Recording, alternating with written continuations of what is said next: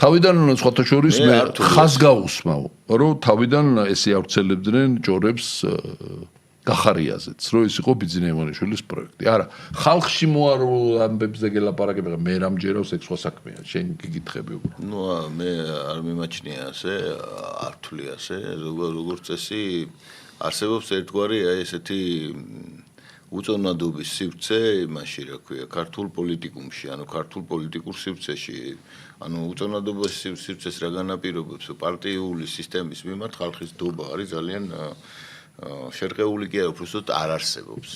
და როგორც კი ესე იგი რაღაცა ადამიანთა გაერთიანება იძენს პოლიტიკური პარტიის სახეს, ის მომენტალურად ექცევა რაღაც ამ უწონადობის მდგომარეობაში. ახლა ეს უწონადობის მდგომარეობა რო დაიძლიოს, როგორც წესი, ცდილობენ ხოლმე რომ რაღაც ნაირად დაუკავშირდნენ გრავიტაციული შეიძინონ, ასე ვთქვათ, საყრდენი და ეს გრავიტაციული საყრდენი არის ხოლმე ბიძინა ივანიშვილი, როგორც წესი. და აცხადებენ რომ აი ბიძინა ივანიშვილი ჩვენ ხარს გვიჭერს რაღაც ფარულად გვიჭერს ხარს და ეს მისი თამაშია და ეს ძალიან მავნე პრაქტიკაა სხვათა შორის.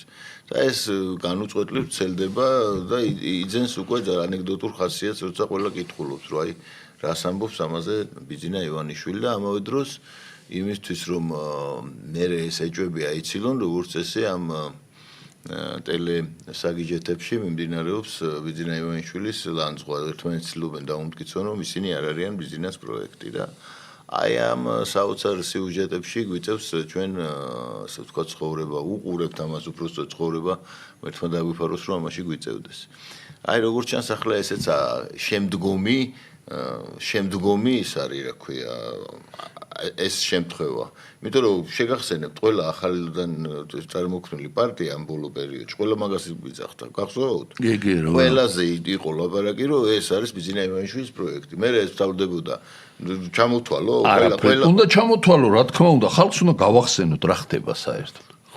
მეხსიერება უნდა გაუღვივოთ. ყველა პარტია რომელიც იქმნებოდა მათ შორის ისინი ვინც დაუშვათ აშკარად ბიძინა ივანიშვილის იმაზე აგებდნენ საწინააღმდეგო პიარზე თავის პოლიტიკურ კარიერას ბწყალებში ყველა მათ შესახებ ვრცელდებოდა რომ ეს ბიძინა ივანიშვილის პროექტია.